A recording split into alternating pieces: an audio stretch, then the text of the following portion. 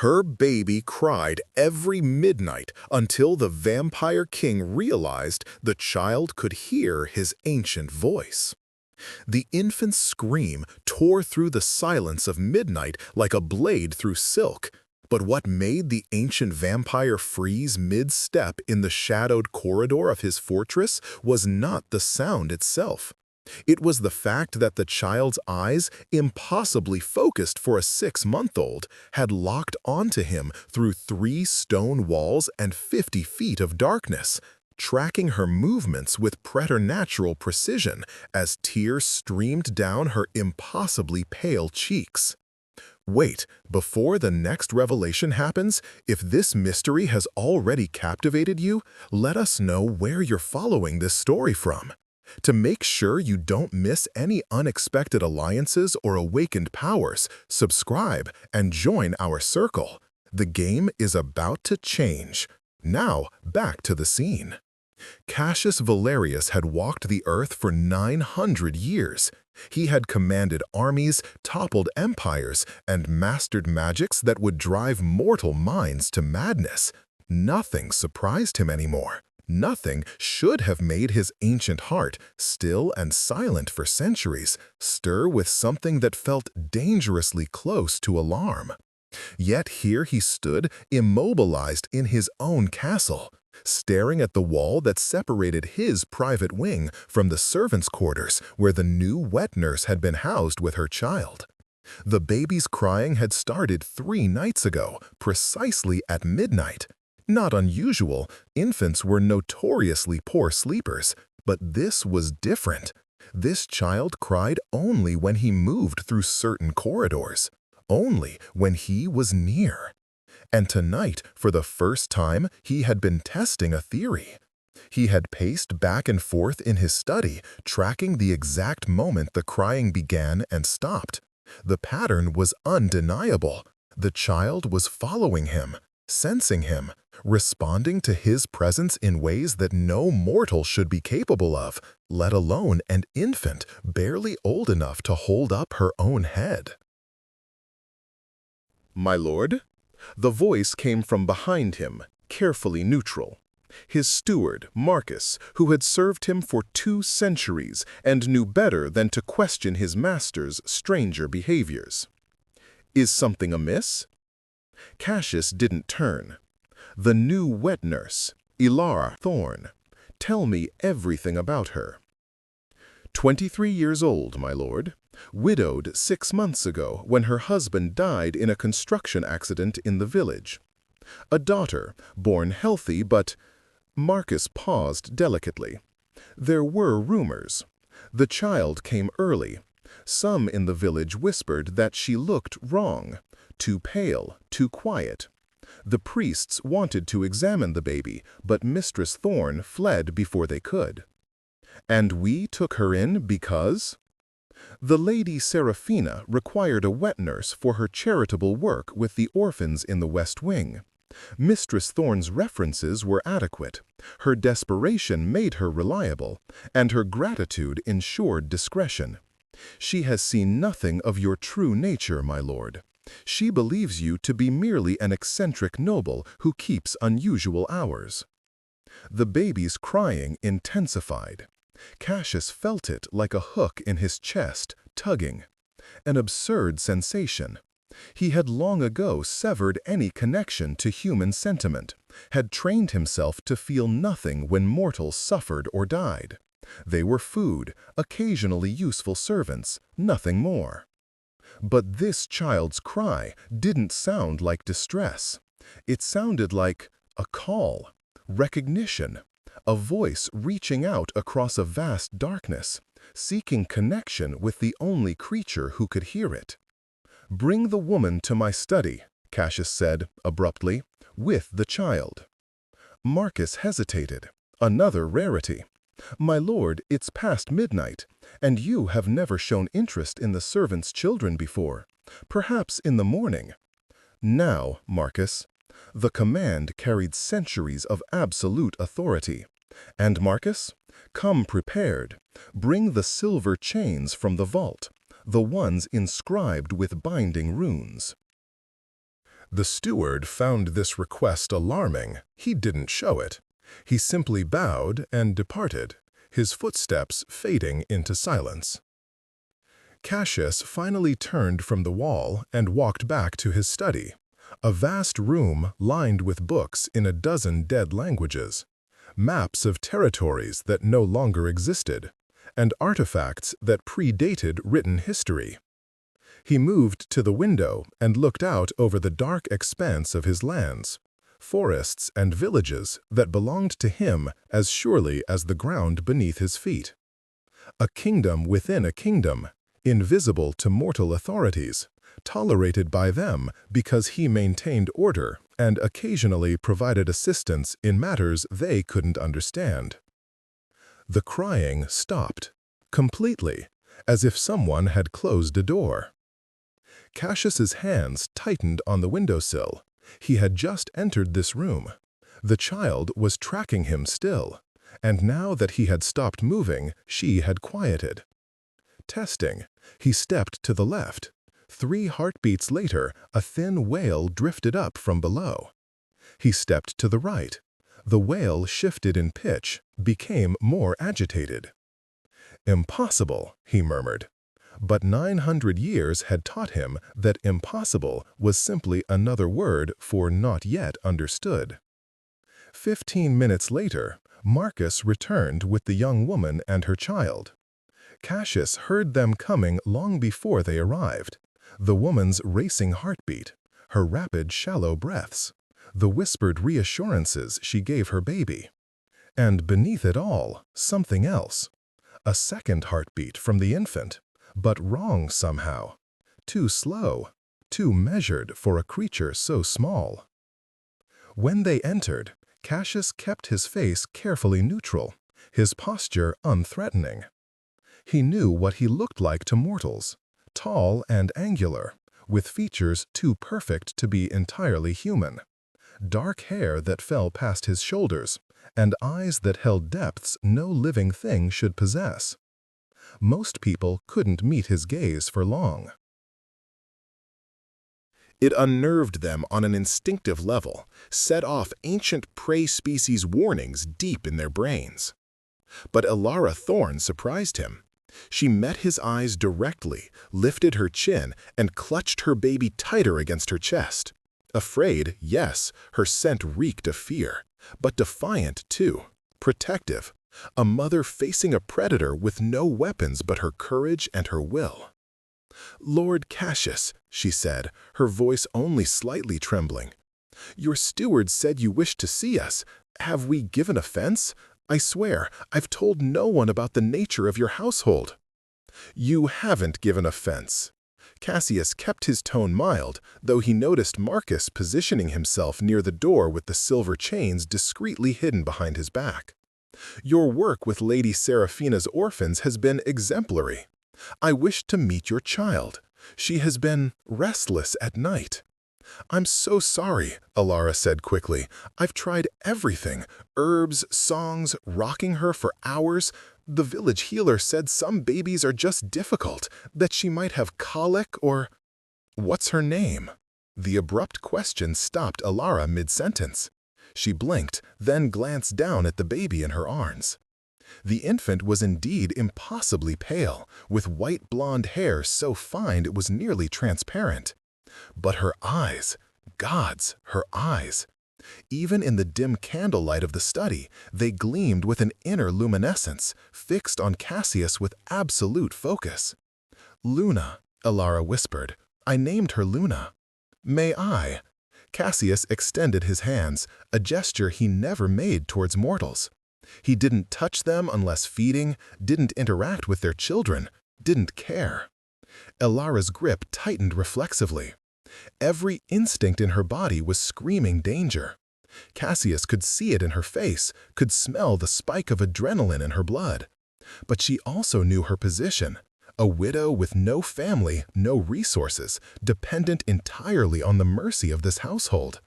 To refuse a direct request from the Lord who sheltered them would be catastrophic. Slowly, her hands shaking, She extended the baby toward him.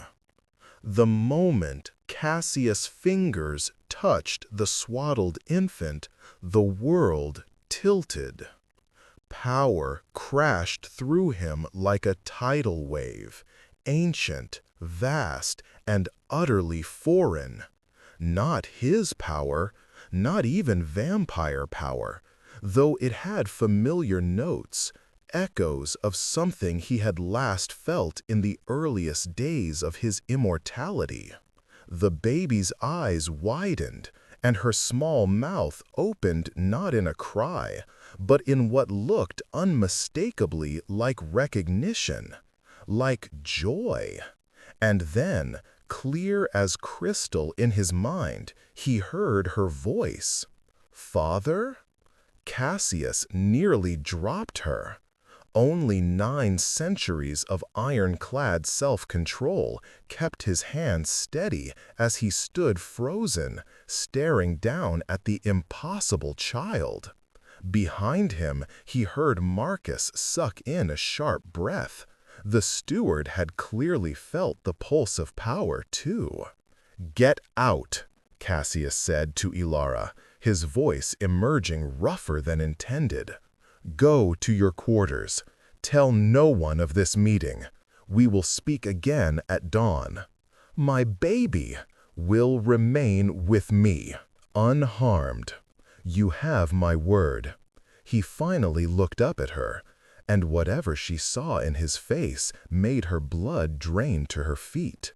"But if you value her life and yours, you will tell me the truth when I ask my questions. Do you understand?" Ilara looked at her daughter, at the strange man holding her, and Cassius saw the moment she made her calculation. The terrible mathematics of motherhood. Sacrifice anything, risk anything, to keep the child alive, even if it meant leaving her in the hands of something she suspected wasn't entirely human. "I understand," she breathed. Then, to the baby, "Mama will be back soon, little moon. Be good." Luna didn't cry as her mother left. She simply continued to stare at Cassius, and he heard that voice again in his mind, clearer now, testing. "You hear me? Finally, you hear me." When the door closed and they were alone, just Cassius, Marcus, and this impossible child, the Vampire King allowed himself to sink into his chair, still cradling the infant. He had faced armies, had stared down elder vampires who had walked the earth since Rome was young, had negotiated with demons and outmaneuvered witch queens. None of it had prepared him for this moment. "Marcus," he said quietly, "bring me every text we have on vampiric bloodlines, specifically the forbidden chapters, the ones about the first generation and their experiments with mortality. My lord, those texts were sealed for good reason. The knowledge in them. I am aware of the risks. Bring them anyway."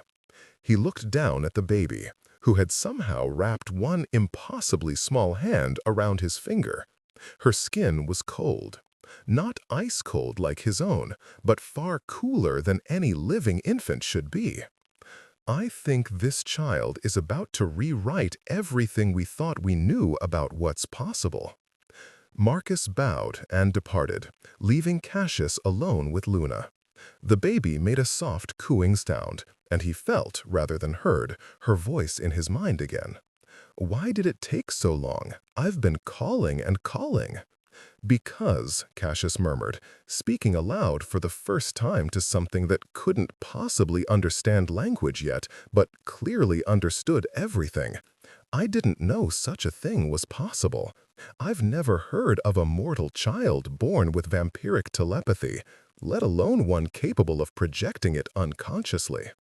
Mortal? The concept seemed to confuse her. "But you're my—" The thought cut off abruptly, and Luna's face scrunched up as if she was trying to grasp something just beyond her understanding. Which made sense, Cassius supposed.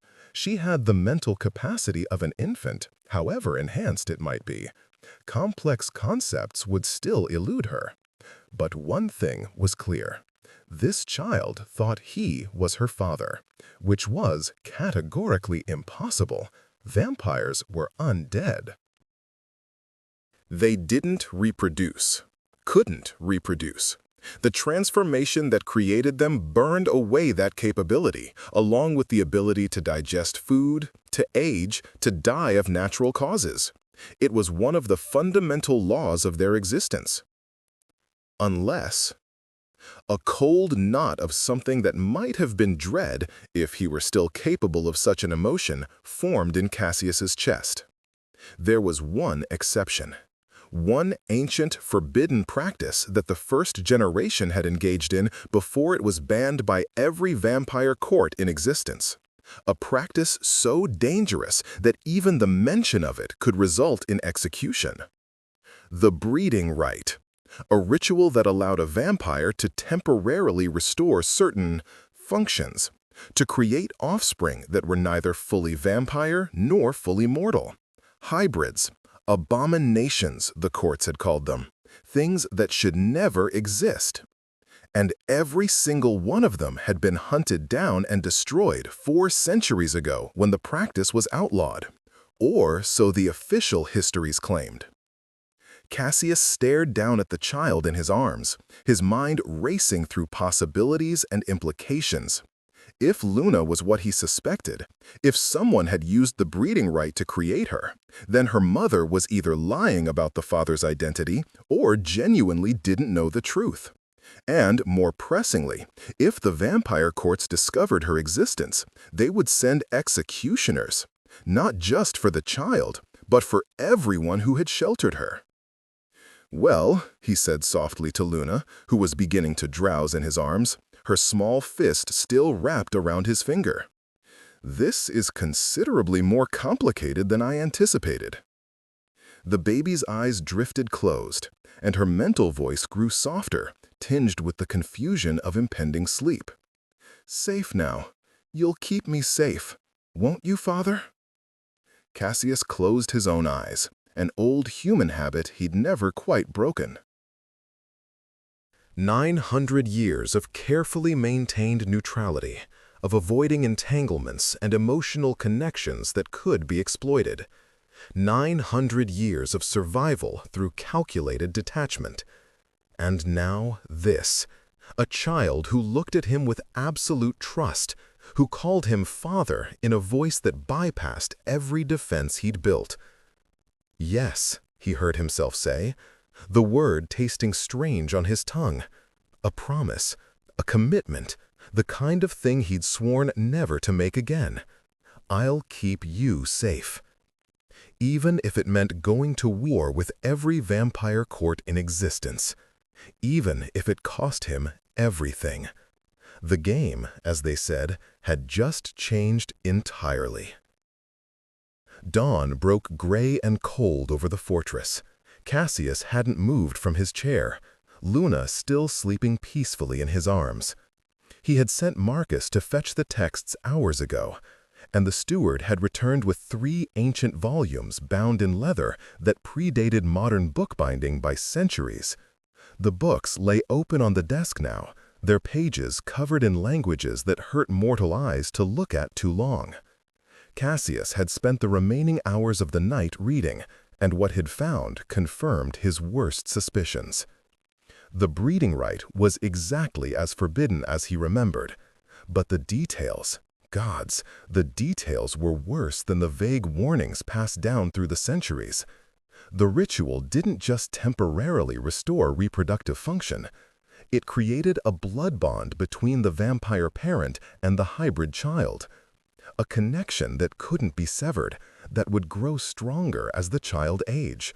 The hybrid offspring would be born with fragments of vampiric abilities, telepathy, enhanced senses, extraordinary resilience, but they would also be mortal, vulnerable to all the things that could kill a human. And they would need blood, not to survive, not like true vampires, but to thrive, to fully develop their abilities. Without it, they would weaken, sicken, eventually die.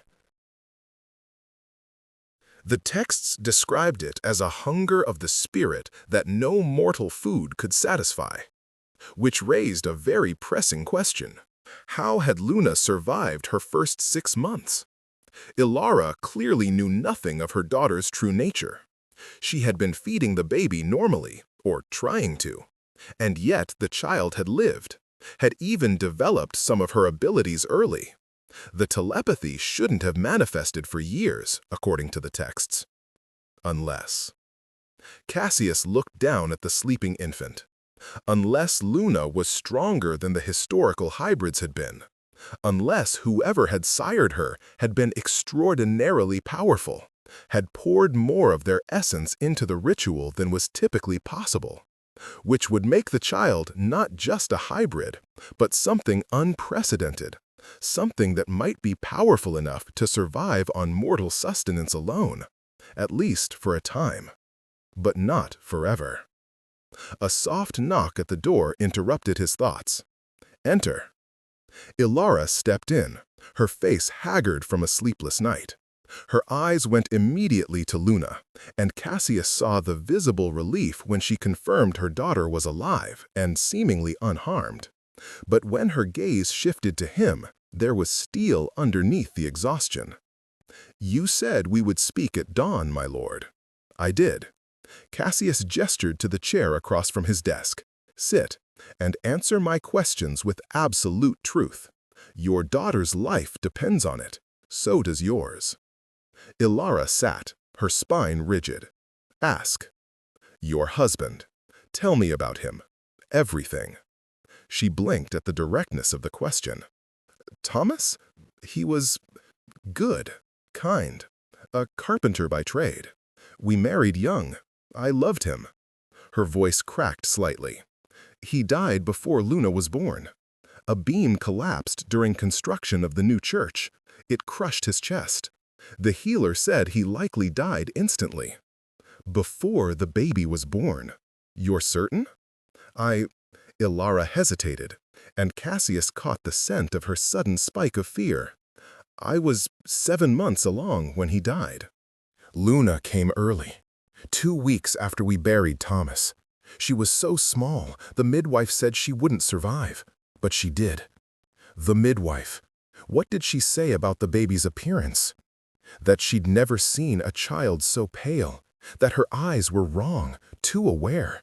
She told me," Ilara's hands clenched in her lap, "she told me to take Luna to the priests, that they would know if she was touched by evil, but I couldn't. I knew what they'd do. They'd call her cursed. She couldn't finish the sentence. Cassius leaned forward slightly. "Ilara, I need you to think very carefully before you answer this next question. 6 months before Luna was born, 9 months before she arrived early, was there any time when your husband was away? Any night when you were alone?" The blood drained from Ilara's face. "How did you—" She caught herself, but too late. "Tell me." For a moment, she just stared at him. Then, quietly, "Thomas was called to the capital to consult on the cathedral renovations. He was gone for 2 weeks. I stayed home alone. We had no money for me to travel with him. And there was—" She swallowed hard. "There was one night. I woke from a dream, the strangest dream. I was standing in a great hall, and there was a man. Beautiful, terrifying. He said—" Her voice dropped to a whisper. "He said he had need of a vessel, that I had been chosen, that what he would create would change the world. And then I woke, in my bed, alone. But my nightgown was torn, and there were marks on my skin, bruises that looked like handprints on my wrists. Thomas came home 3 days later, and I never told him. I thought it was just a nightmare, a fever dream. Until Luna was born, and I saw her eyes, and I knew." She looked up at Cassius, tears streaming down her face. "I knew something had happened that night, something I couldn't remember or understand. That's why I ran from the village. not just because the priests would condemn her, because I was terrified of what she might be. What I might have somehow invited into the world. Cassius sat back, processing this. A vampire had used the breeding right on a mortal woman without her knowledge or consent, had literally invaded her dreams to accomplish it. The violation was staggering. But more than that, this had been planned, calculated. Someone had deliberately created Luna, had chosen Ilara specifically. But why and who? Do you remember anything else about this man from your dream? His appearance? Any names or? Luna stirred in his arms, her eyes fluttering open. Immediately, her mental voice flooded Cassius's mind, but this time it wasn't directed at him. "Mother, you're here!" Ilara gasped. Did she just... I felt something, like a whisper in my mind. "She's telepathic," Cassius said flatly. "Among other things. Your daughter is what we call a hybrid, part vampire, part human, an impossibility that hasn't existed for 400 years. Vampire." Ilara repeated the word as if testing its reality. Then her eyes widened. "You're a vampire. That's why you never appear during the day. Why the servants whisper. Why..." She stood abruptly. "You're going to kill her, like in the old stories, the undead monsters who drink blood and murder children." "Sit down." The command cracked through the air with enough force that Ilara's legs folded beneath her. Luna whimpered at the harshness of his tone, and Cassius forced himself to gentle his voice. "If I wanted you dead, you would be. Both of you.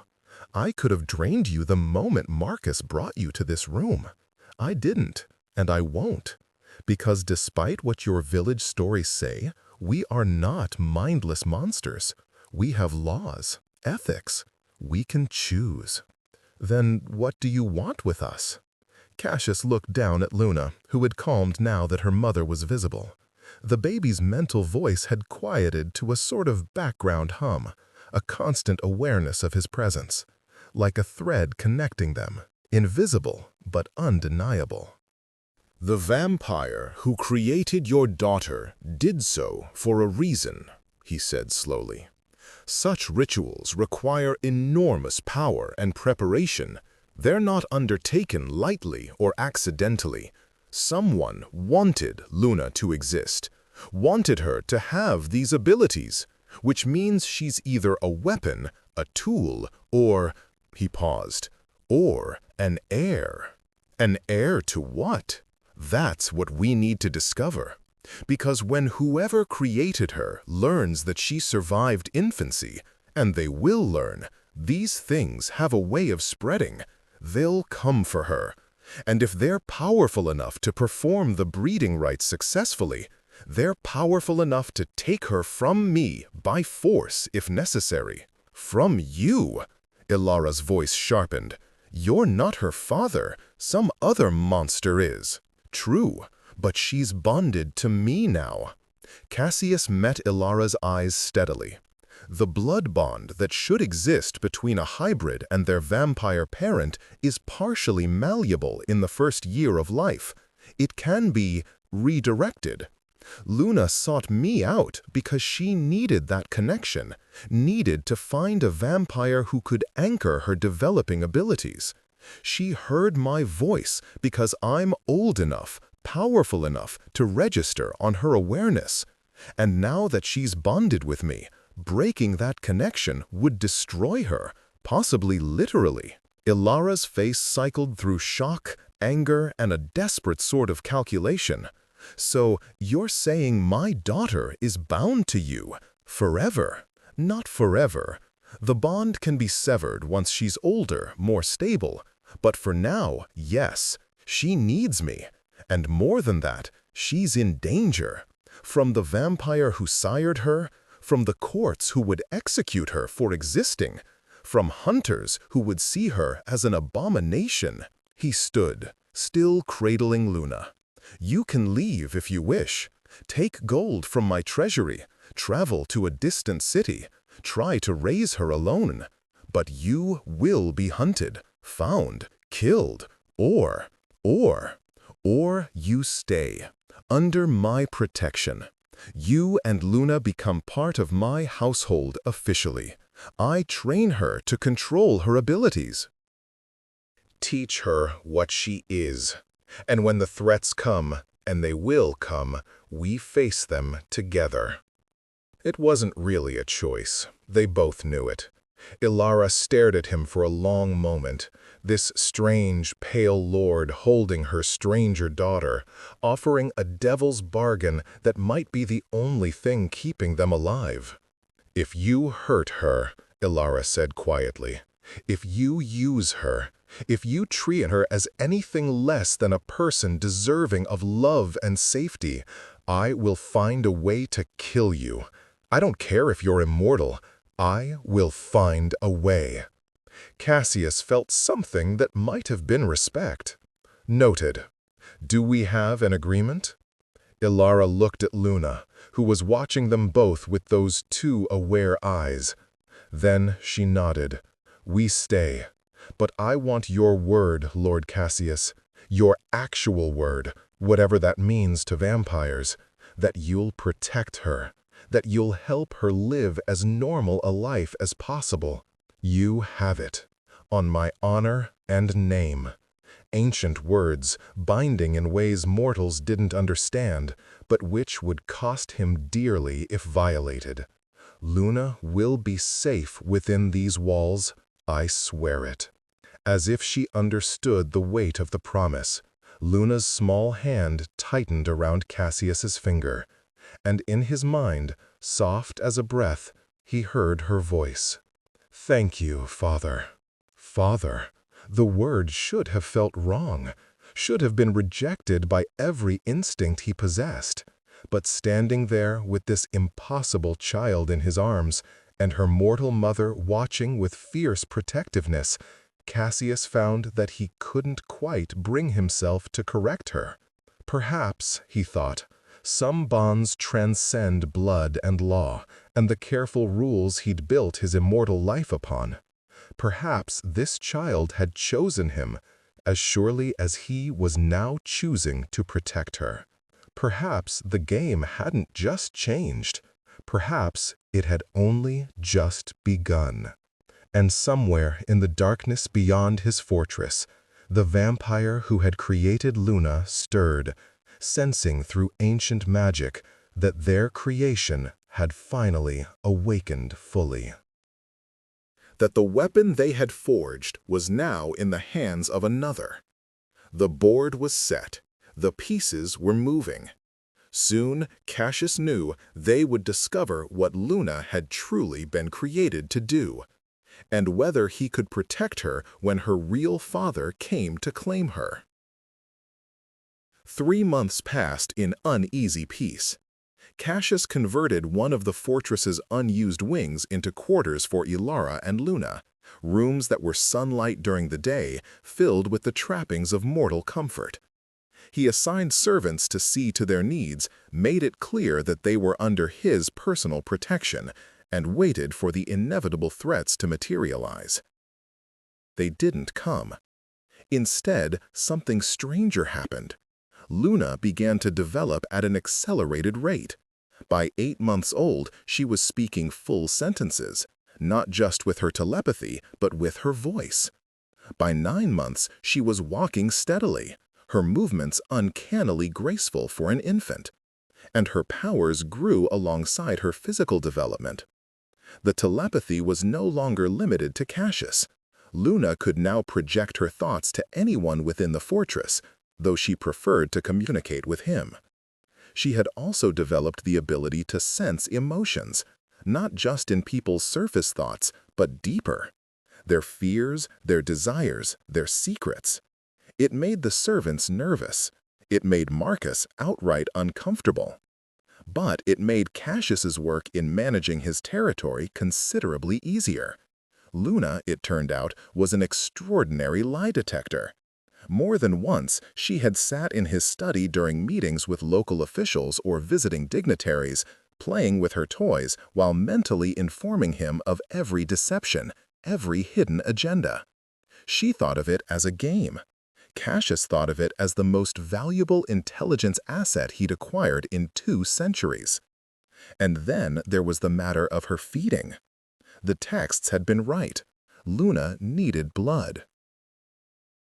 Not in the volumes a true vampire required, but enough to fuel her developing abilities. Cassius had experimented cautiously at first, a few drops of animal blood mixed with her normal food. Luna had perked up immediately, her eyes brightening, her mental voice growing stronger. But after a week of this regimen, she had pushed the cup away petulantly and said aloud, "Not good enough. I need yours." Which had led to an awkward conversation with Elara about blood-sharing rituals and the metaphysics of hybrid development. In the end, Luna took a small amount from Cassius once a week, drawn cleanly and mixed with wine in a way that made it palatable. The effect was dramatic. After each feeding, the child's powers would surge, her connection to Cassius would deepen, and she would spend hours absorbing information from his mind like a sponge. She learned languages this way, history, magic theory. By her first birthday, Luna had the vocabulary of a scholar and the knowledge base of someone who had studied for decades. Her body remained that of a young child, but her mind was developing at a pace that would have been terrifying if it wasn't so clearly delighting her. "More," she would demand during their evening sessions in the library, pointing at books written in languages she shouldn't be able to read yet.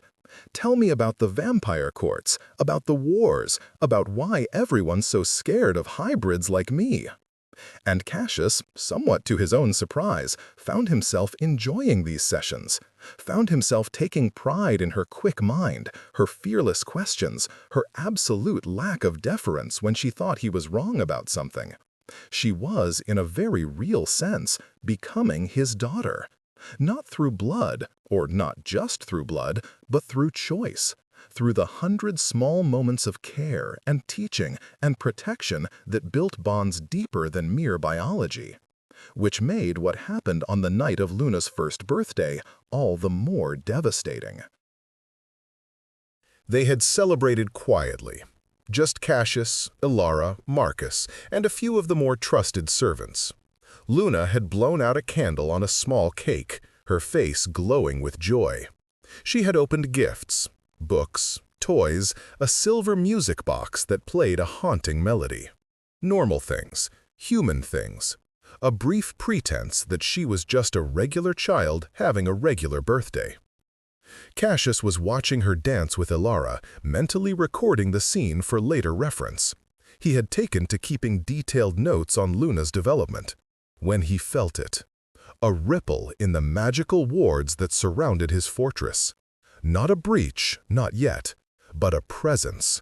Testing, probing, looking for weaknesses. And accompanying it, a mental voice that slammed into his consciousness with the force of a battering ram. "I know you have her, Cassius. I know you've been harboring my creation. And now that she's reached her first year, now that the bond can no longer be redirected, I'm coming to collect what's mine."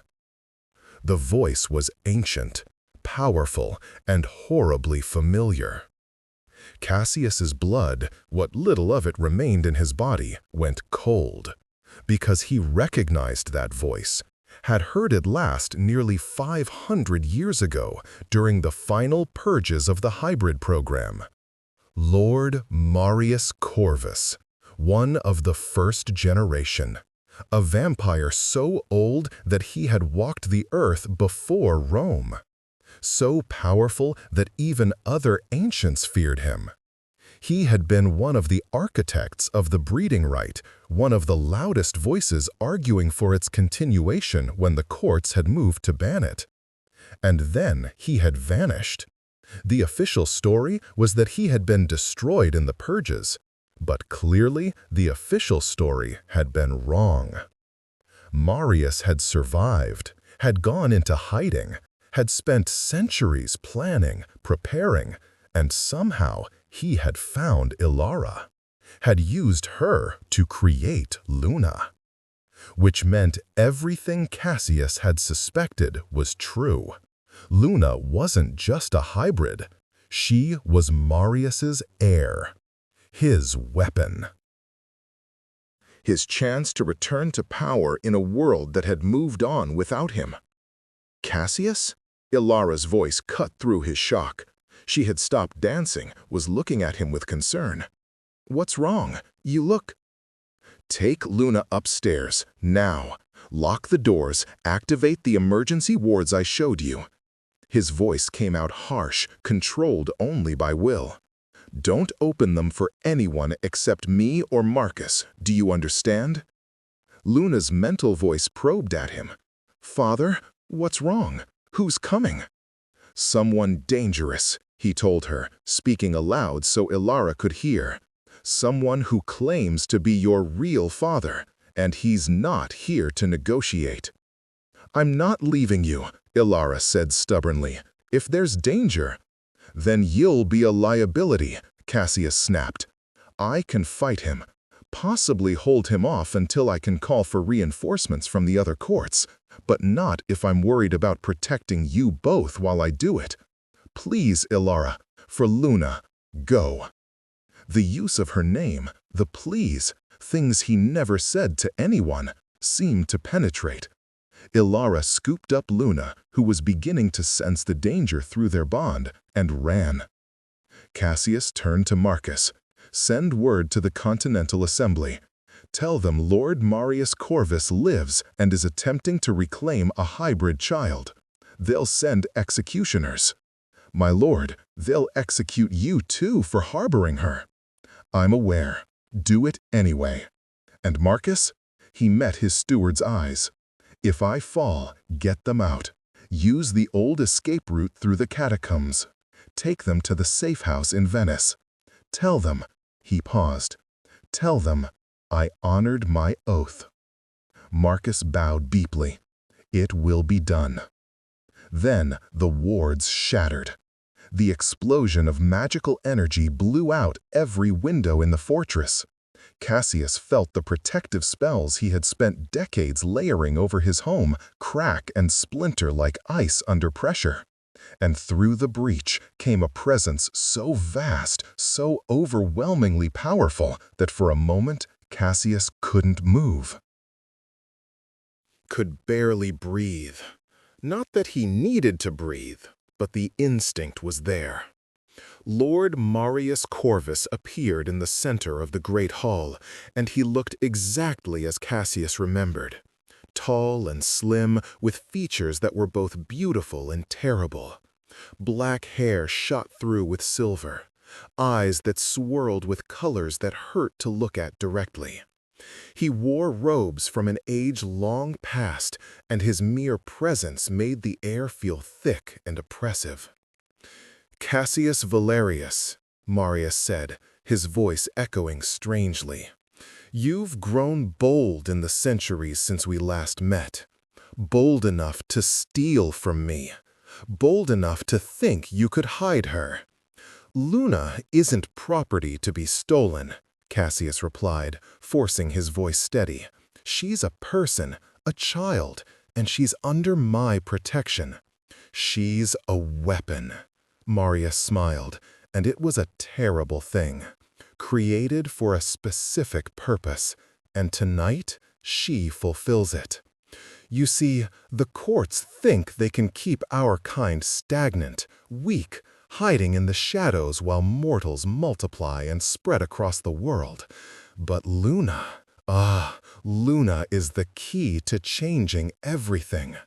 Her blood can transform vampires, make us stronger, able to walk in daylight, resistant to our traditional weaknesses. She's the evolutionary bridge I've been trying to create for a millennium. Cassius felt sick. "You're going to drain her. Not all at once. That would be wasteful. No, I'll keep her alive, bleed her slowly. Use her blood to create a new generation of vampires who are superior in every way. And when the courts realize what I've accomplished, they'll have no choice but to acknowledge my vision, to follow my leadership. They'll destroy you, and her. They can try. Marius took a step forward. Now, bring me my daughter, and I'll make your death quick. Resist, and I'll ensure you suffer for decades before I end you. Cassius's hands clenched. He was outmatched, badly. Marius had half a millennium on him, maybe more. The power difference was insurmountable. In a direct confrontation, Cassius would last minutes at best. But minutes might be enough. "She's not your daughter anymore," Cassius said. "Luna bonded with me. Whatever connection you had to her is broken." Marius's smile faded. "Impossible. The bond can only be redirected before the first year is complete. She turned 1 year old today, did she not? Midnight hasn't struck yet, and according to the old laws, a birthday doesn't end until the sun rises the next day." Cassius felt Luna's presence upstairs, felt her fear and her determination. She was listening through their bond, understanding more than he wished she did. Which means the window is still open. And if I have to, I'll spend the next few hours ensuring she bonds with me so completely that severing it would kill her. You'd threaten a child's life to spite me? No, but I'd risk one uncomfortable ritual to save her from a lifetime of torture at your hands." Marius stared at him. Then he moved, and Cassius barely had time to raise his own magical defenses before the attack hit. Power slammed into him like a physical blow, driving him back across the hall. He retaliated instinctively, hurling counterspells that would have reduced a younger vampire to ash. They splashed harmlessly against Marius's shields. "You've gotten stronger since we last met," Marius observed, "but not strong enough." He attacked again and again, each strike more devastating than the last. Cassius fought back with everything he had: centuries of accumulated power, magical techniques learned from a dozen traditions, raw desperation fueling his defenses. But it wasn't enough. Within minutes, he was bleeding from a dozen wounds, his shields cracking, his strength failing. Marius stalked toward him, victory already written on his face. "I'll admit, you fought better than I expected. But this was always going to end one way, Cassius. Now, where is—" "Stop!" The word didn't come from Cassius. It came from everywhere and nowhere, a mental voice so powerful it physically manifested in the air as visible sound waves. Marius froze. Cassius, lying broken on the floor, looked up to see Luna standing at the top of the grand staircase. She should have been locked in her room. The wards should have held her. But power radiated from her small form. Power that crackled visibly around her like lightning. Power that bent reality just by existing. "Luna, no!" Cassius tried to speak, but blood filled his mouth. "You won't hurt my father," Luna said, and this time her voice came both mentally and aloud, overlapping in a way that made the stones of the fortress vibrate. "You left me before I was born. You used my mother without her consent. You planned to torture me. You don't get to call me daughter. Luna."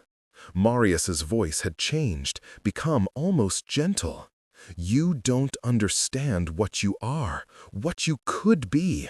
I can teach you, train you, help you reach your full potential. I am reaching my full potential with him." Luna began descending the stairs, each step making the air itself shimmer. "And I choose him. I choose Cassius as my father. I reject you. I reject your bond. I sever whatever connection we have."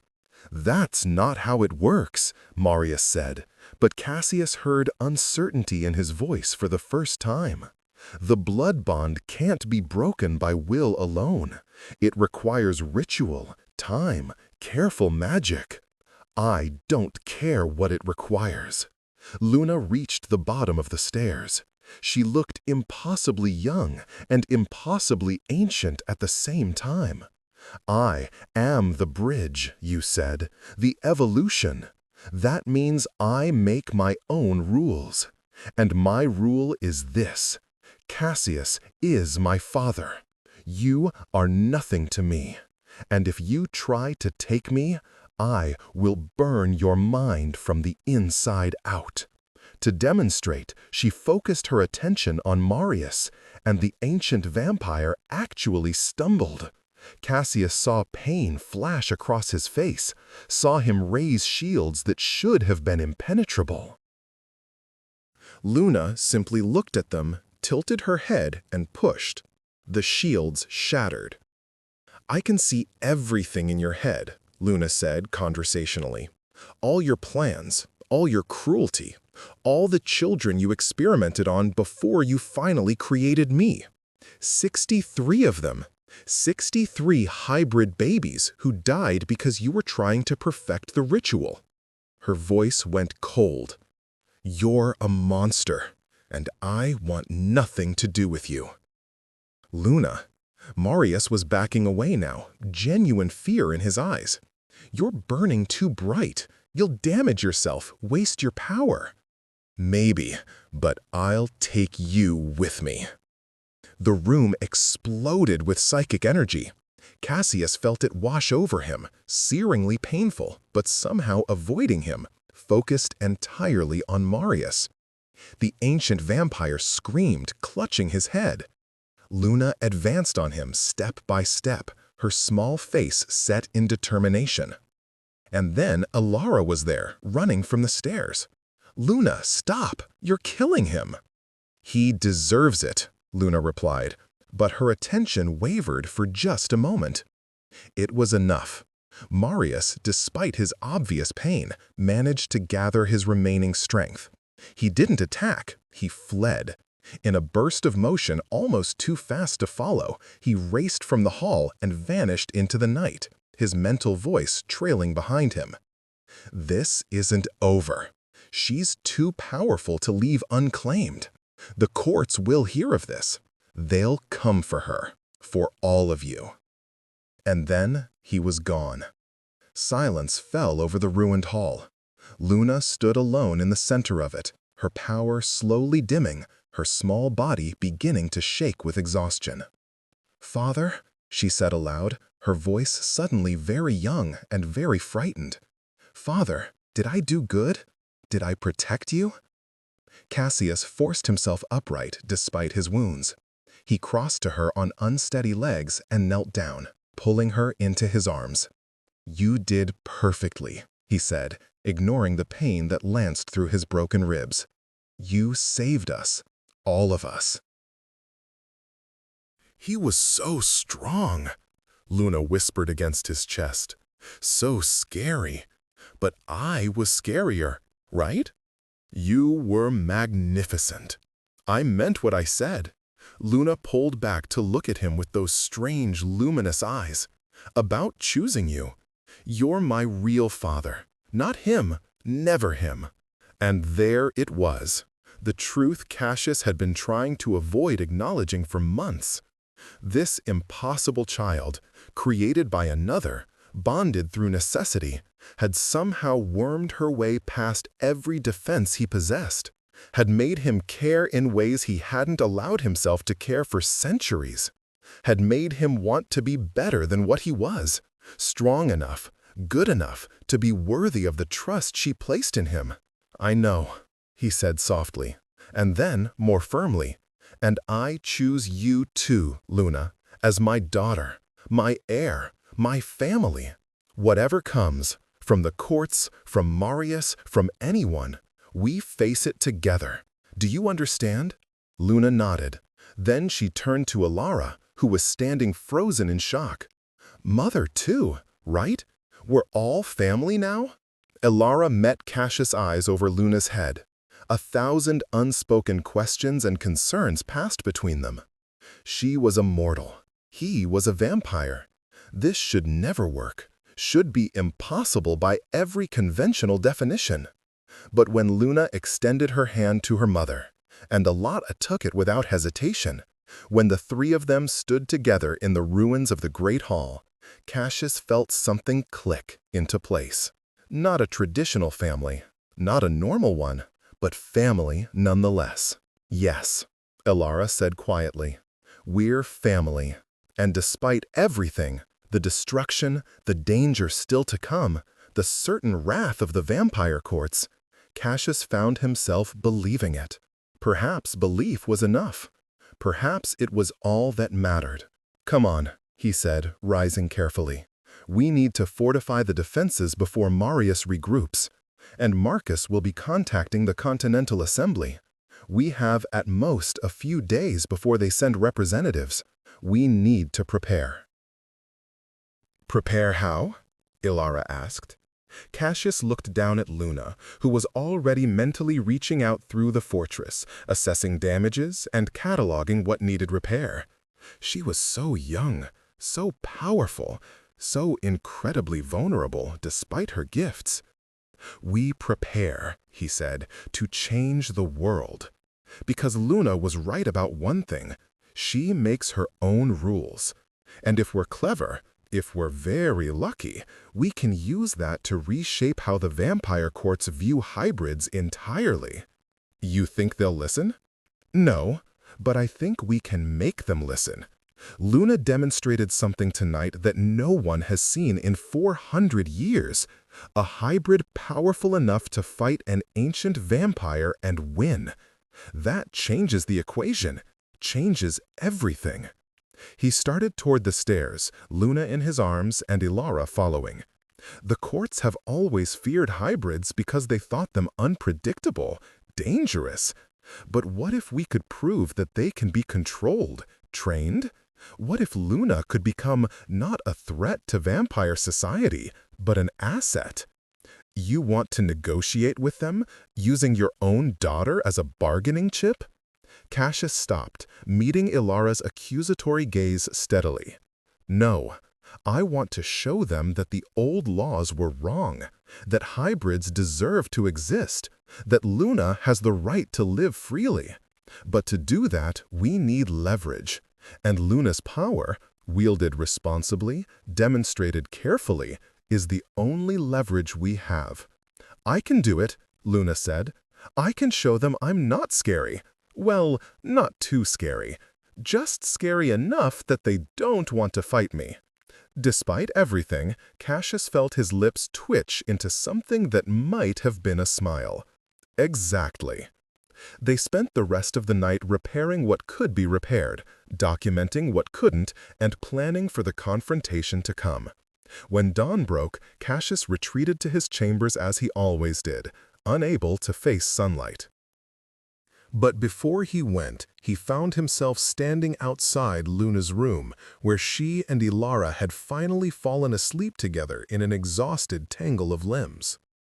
He had walked the earth for 900 years, had seen empires rise and fall, had believed himself incapable of fundamental change, and yet here he was, watching over a mortal woman and a hybrid child, feeling something perilously close to hope. My lord, Marcus appeared silently at his elbow. The assembly has responded to my message. They're sending a delegation. 3 high lords along with their executioners. They arrive in 5 days. And they've made their intentions clear. They're coming to assess the situation. If they determine that Lady Luna represents a threat, they'll invoke the old purge laws. No trial, no debate, just immediate execution. 5 days to prepare, to plan, to somehow convince the most powerful vampires in existence that his daughter deserved to live. Then we have work to do, Cassius said. My lord, if I may, Marcus hesitated. You're risking everything for this child, your position, your life, your immortality itself. Are you certain she's worth it? Cassius looked back through the doorway at Luna, who even in sleep kept one small hand extended as if reaching for him, who had chosen him, who had called him father and meant it with her entire being. More certain than I've been of anything in centuries, he said quietly. Because that was the truth, the impossible, undeniable truth. He had lived for 900 years seeking power, knowledge, control, had thought himself above the messy complications of love and family and sacrifice. And then a baby had cried at midnight, and everything had changed. The 5 days passed in a blur of preparation. Cassius trained Luna relentlessly, teaching her to shield her thoughts, to project her power precisely, to appear controlled and rational rather than wild and dangerous. Ilara worked with the household staff to ensure the fortress looked immaculate. No signs of the damage from Marius's attack, no indication that anything unusual had occurred. And Marcus coordinated with Cassius' network of allies and informants, gathering intelligence on the delegation that was coming. What they learned was not encouraging. The Continental Assembly was sending Lord Hadrian, Lady Celeste, and Lord Victor, 3 of the most conservative voices in vampire politics. They had all voted to ban the breeding right 4 centuries ago. They had all participated in the purges, and they were all known for their zero-tolerance approach to anything they perceived as a threat to the vampire social order. They're not sending judges, Ilara said after Cassius explained who was coming. They're sending executioners who happen to have titles. Essentially, yes, Cassius didn't sugarcoat it, but they're also sending politicians, and politicians can be swayed if you understand what they want. What do they want? Safety, stability, the assurance that the current power structure won't be disrupted. He looked at Luna, who was practicing levitating books across the library, a new ability that had manifested 2 days ago.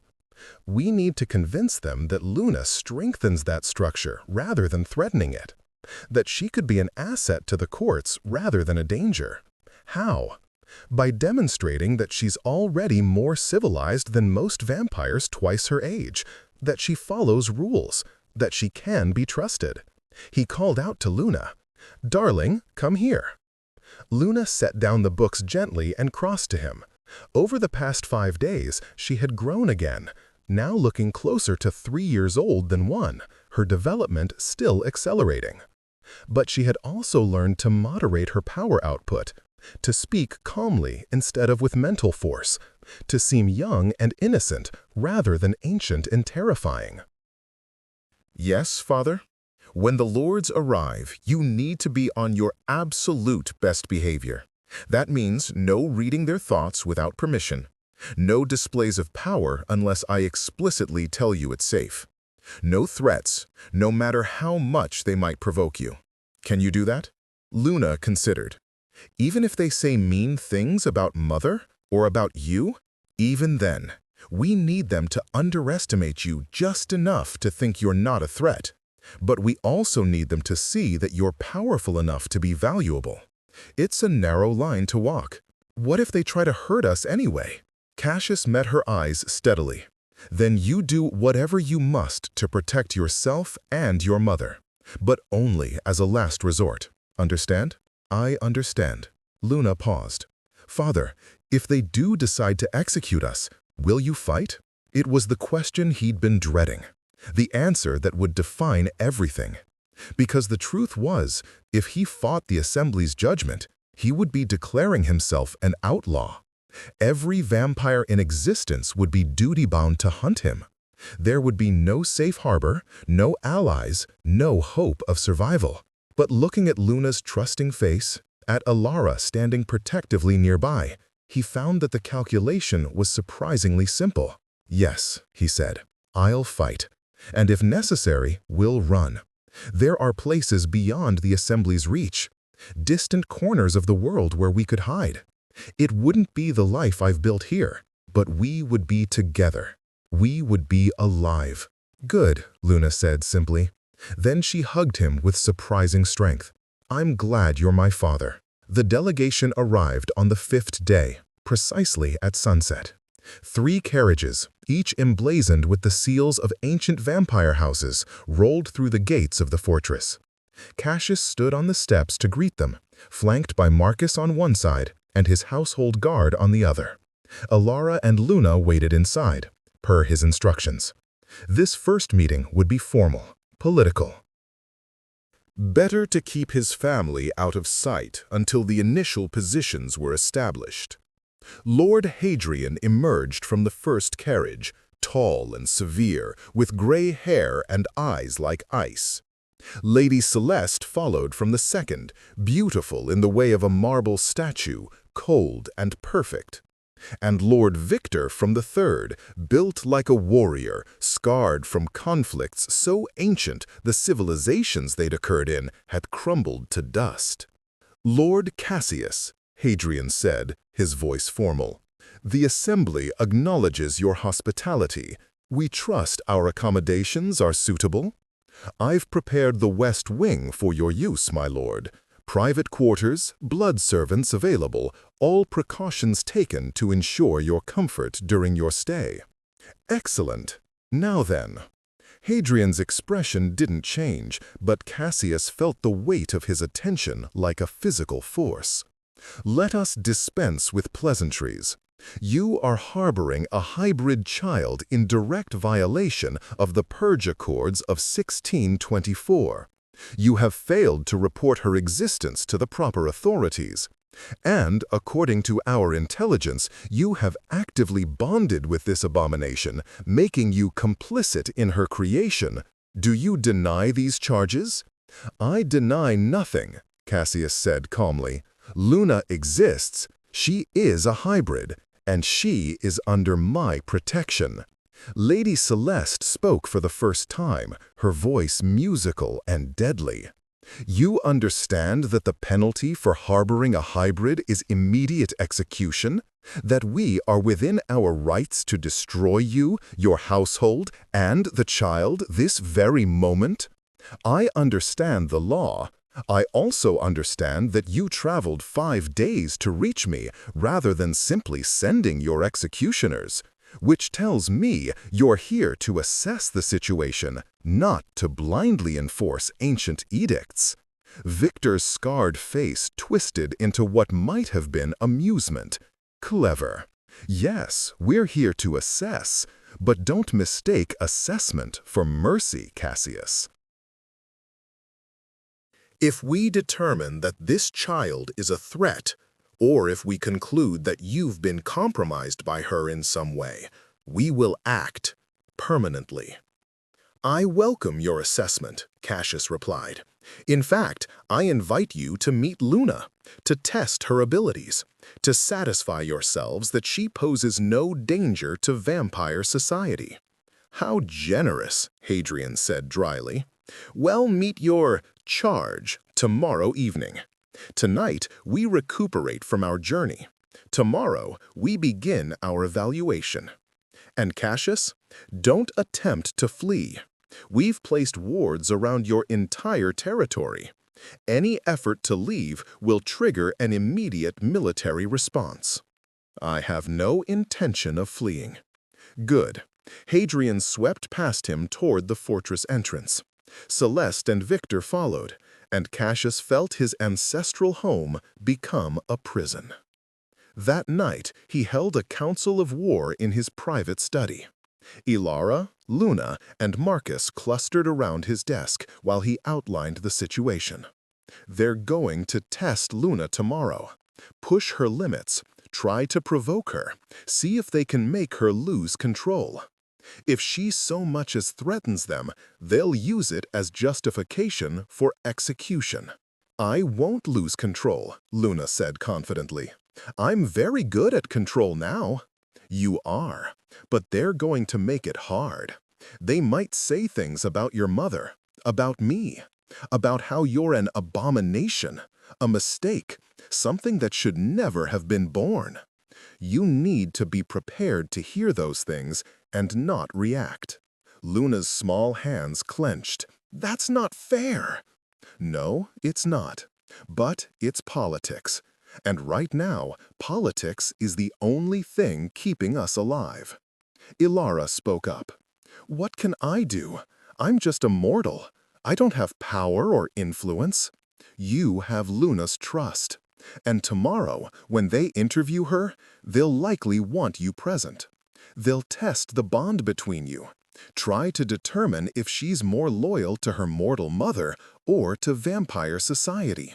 Be honest, be brave, and make it clear that you'd rather die than let them harm your daughter. That won't be difficult, Ilara said quietly. It's the truth. They talked late into the night, refining strategy, preparing responses, gaming out scenarios. When Ilara and Luna finally retired to their quarters, Cassius found himself alone with Marcus. "Do you think we can win this?" his steward asked. "Win? No, but I think we might survive it. If Luna performs flawlessly, if the lords are willing to listen to reason, if we're very, very lucky. And if we're not?" Cassius looked out the window at the dark forest beyond, at the ancient lands had ruled for centuries, at the life had built through careful planning and colder emotion. "Then we fight," he said, "and we hope that love and desperation are enough to overcome the worst odds imaginable." The next evening, the assessment began. The lords had chosen the great hall for their evaluation, a power play, using Cassius' own throne room against him. They sat in judgment at the high table, while Cassius, Ilara, and Luna stood before them like petitioners, like criminals awaiting verdict. Luna looked impossibly small and young in her white dress, her pale hair braided with flowers that Ilara had woven in that morning. She held her mother's hand on one side, stood close to Cassius on the other, the picture of innocent vulnerability. Until you looked at her eyes. Then you saw the intelligence there, the power, the awareness that this child was playing a role, calculating every word and gesture. "So," Lord Hadrian said, his voice echoing in the vast space, "this is the abomination. She appears normal." "I'm not an abomination," Luna said clearly. "I'm a hybrid. There's a difference." Celeste leaned forward, her perfect face expressionless. "Explain the difference, child." "An abomination is something that shouldn't exist, something broken or evil. But I exist. I'm not broken, and I'm not evil. I just have abilities that most people don't have. That doesn't make me wrong, just different." "Different can be dangerous," Victor rumbled. "The hybrids we destroyed 400 years ago were dangerous, uncontrollable. They killed without discrimination, used their powers to terrorize mortals and vampires alike. What makes you better than them?" Luna tilted her head, considering. "I was raised by parents who taught me right from wrong. The old hybrids weren't raised. They were created and abandoned, left to figure everything out alone. Of course they went mad. Anyone would." It was a good answer, deflecting blame from the hybrids themselves to the vampires who had created them irresponsibly. Cassius saw Hadrian's eyes narrow slightly. "You were created by Lord Marius Corvus," the elder vampire said. "One of the first generation. A vampire of immense power who was supposedly destroyed in the purges. Yet he lives. And he attempted to reclaim you recently. Tell us what happened in that encounter." Luna glanced at Cassius, who gave her a subtle nod. They had prepared for this question. The truth, or most of it, was their best option. "He attacked Father, Lord Cassius. He said I was his weapon, that he was going to drain my blood to make vampires stronger. He said I was just a tool for his plans." Luna's voice stayed steady, but Cassius saw her hand tighten around Ilara's. "I defended my family. I used my telepathy to hurt him until he ran away. I didn't kill him, even though I probably could have, because Father taught me that we only kill when there's no other choice. You drew away a first-generation vampire, Celeste said flatly, as a 1-year-old child, and you expect us to believe you're not a threat? I'm a threat to people who try to hurt my family, Luna agreed. I'm not a threat to anyone else. There's a difference. Hadrian stood, moving around the table with liquid grace. He approached Luna directly, looming over her with all the weight of his ancient power on full display. Most mortals would have fainted. Most young vampires would have bowed. Luna simply looked up at him, unafraid. "Show me," Hadrian commanded. "Show me your power. Let me feel what you're capable of." "No," Luna said. The word dropped into silence. Victor actually laughed, a harsh bark of sound. The child refuses. Perhaps she's not as powerful as claimed. "I'm very powerful," Luna said calmly. "But Father taught me consent. I don't use my abilities on people without permission, especially not my telepathy. That's private, personal. I won't violate someone's mind just to prove I can." Hadrian stared at her. Then, slowly, he smiled. It wasn't a warm expression, but it held something that might have been approval. "Well said. Very well. I give you permission. Show me what you can do." Luna looked at Cassius again. He hesitated. This was dangerous, letting her demonstrate her full power. But they had known this moment would come. He nodded. Luna released her mother's hand and closed her eyes. For a moment, nothing happened. Then the air itself seemed to shimmer. Hadrian gasped, his hand going to his temple. "Hello, Lord Hadrian." Luna's voice echoed in the minds of everyone present. Clear, controlled, gentle. "I can hear your thoughts. Not the private ones, I'm not looking that deep. But I can sense your emotions, your fear, your duty, your hope that you won't have to kill a child today." "Extraordinary," Celeste breathed. "The clarity, the control. I've never felt telepathy so precise. I can also do this." One of the heavy wooden chairs at the table lifted into the air. And this. The candles in the chandelier flared brighter in sequence, creating a pattern of light. And this. The temperature in the room dropped 10 degrees in an instant, then rose again to normal. Luna opened her eyes and looked at each of the lords in turn. "I can do many things, some of them scary, some of them useful. But I choose not to do the scary things unless I absolutely have to. Because that's what good people do. They choose." She lowered the chair gently back to the floor and stepped back to stand between Cassius and Ilara again. "I'm not an abomination. I'm just me, Luna, daughter of Cassius and Ilara, and I want to live. I want to learn. I want to be part of vampire society instead of hunted by it. Is that really so terrible?" The lords exchanged glances. Victor spoke first. "The child makes a compelling case. She demonstrates control that I've rarely seen in vampires 10 times her age, and her loyalty to her family is clear." "But," Celeste countered, "still a violation of the Accords. If we allow her to live, we set a precedent. Others might attempt to recreate the breeding rite, might..."